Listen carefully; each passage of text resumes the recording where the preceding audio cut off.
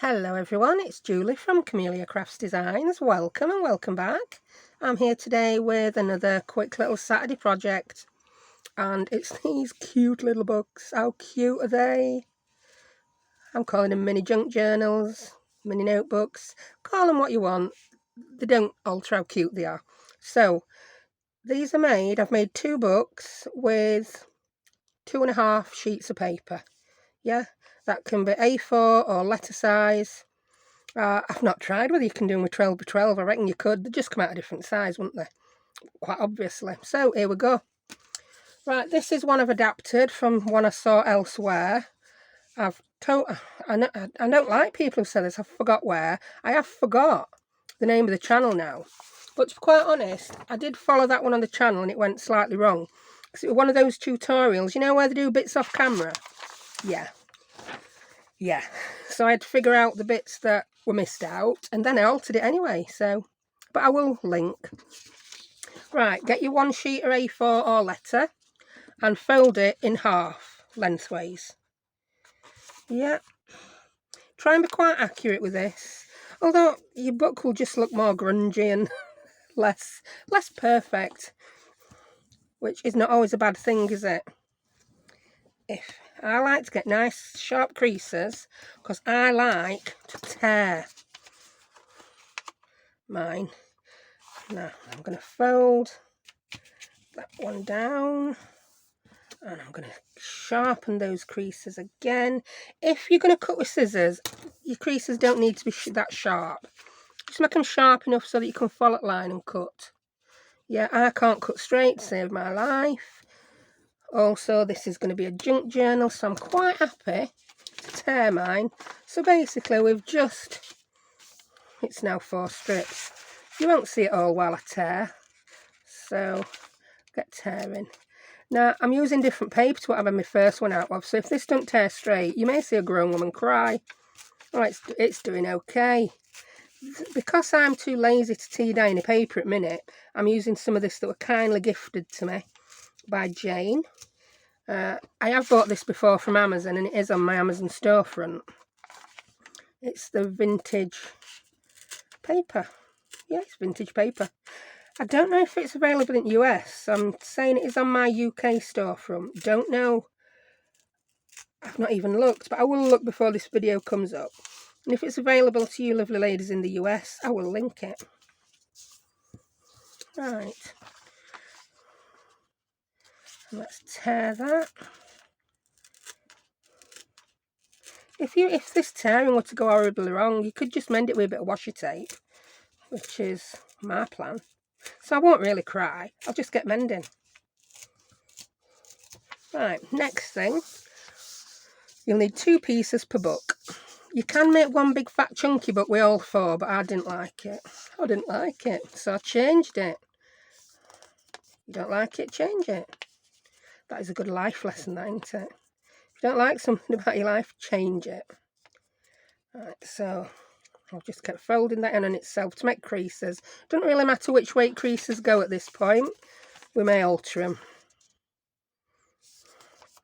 So same with this one. Folding again. And in again. There's no sewing to do on this one. The binding is all tiny bit of string. There's one tiny bit of gluing and it's coming up now. Right, I'm using a glue stick. Got my Elmer's Extreme because I love it. And you want to attach one piece from each end together. Don't worry about which way it folds because it really don't matter that much. I cannot remember which way the folds need to go to fold them the same way, so I just don't bother. Right, you want to stick that on there, and to get it done perfect like I do that, fold that bit over and tuck that bit in. Yeah, so there we have it.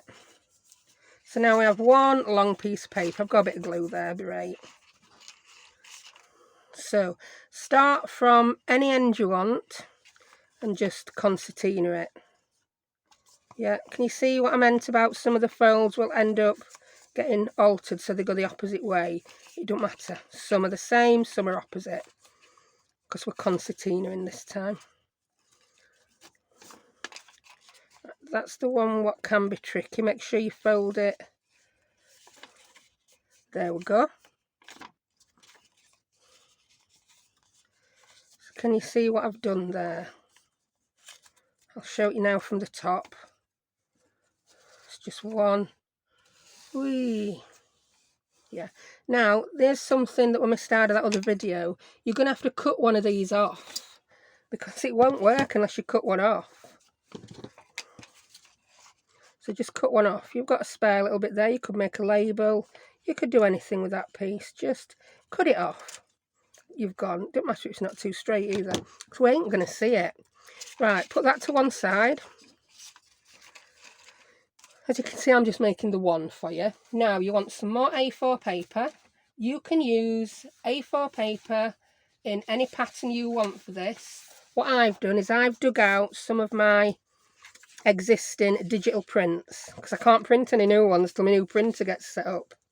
So which one? Oh, I've also got a piece of A4. That might be a bit thick. Copier paper or slightly heavier works. Mine is 100 GSM. I'm going to use this one, because I liked the last one I made in that. Don't know where envelopes have come from. Maybe that were another idea. What we've got there, an Halloween tag. Who knew? Right, we're not going to need any more glue. That was the gluing done. Next, it's folding. So this is 1/4 of a sheet of your copier paper. Yeah, I'll get another piece out to show you. So if you just cut it in half and half again, you will have 4 covers there. So if you've got another sheet of paper, you could make 4 books, couldn't you? Yeah, you could. Right, let's show you what to do with this. It wants to be landscape, the pattern, by the way, if you want to avoid it being sideways. Right, just fold it in half, but don't crease it all the way along. Just make a little mark either side, just so we know which is halfway. Now you want to fold this up to around about 1/8 to 1/4 of an inch before that fold.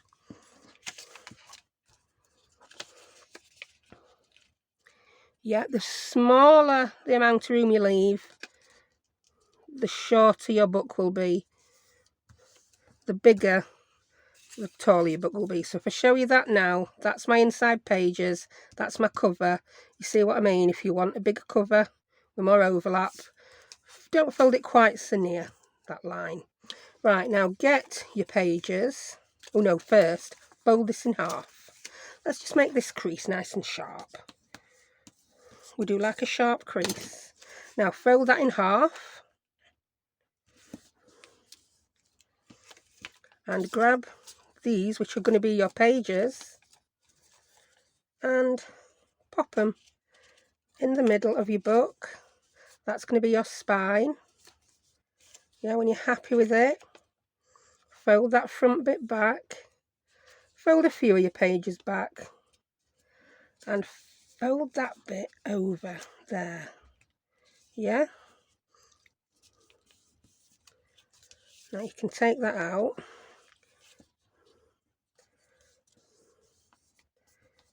Now we want to fold the other one over about the same. So I just do that.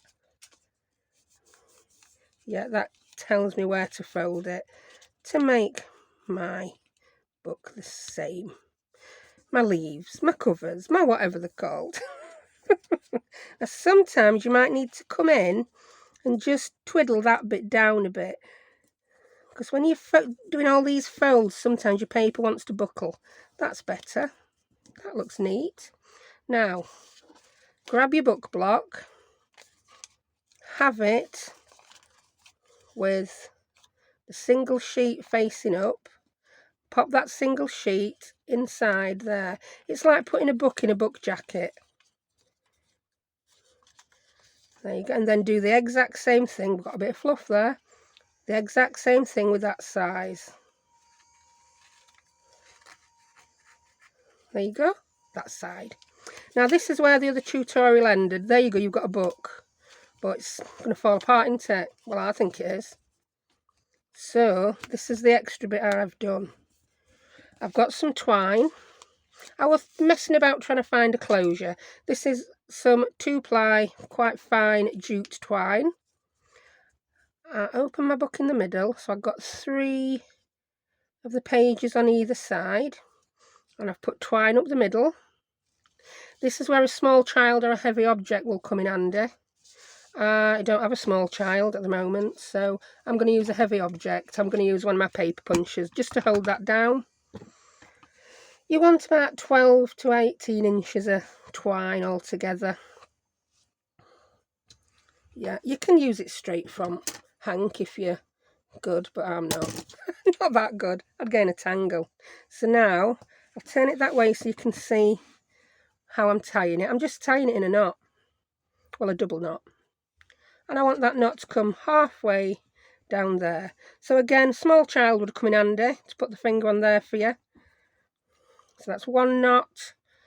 And let's struggle with the second knot. Look, we did it. There we go. So that really is your spine. That's going to stop your book coming apart. Now for a cute little closure, bring those ends around, get the small child again. It's up to you whether you pay the small child. I think that's why I'm using a paper punch, because I come from Yorkshire, and paying the small child for this job would really be, oh yeah, I couldn't do it, I just couldn't do it. And make your little knot. As you can see, I got a bit more twine than I needed. Perhaps 12-inch will be sufficient. And just snip it off. And there we have it, another cute little book. Which way up does it go? That way. So, now we have 3 cute little books. How gorgeous are they? You could put a little eyelet in one corner, you could put a little eyelet there, you could put a little, grab a little charm. I know what I'm trying to say, a bulb pin, a safety pin, and just clip it onto your journal. Or you could just pop it into a pocket. And how cute would that be as a little happy mail? Yeah. So there you go, that's my quick Saturday project. I really hope you enjoyed that and you're going to give it a go. So thank you very much for watching. I'll see you next time. Bye.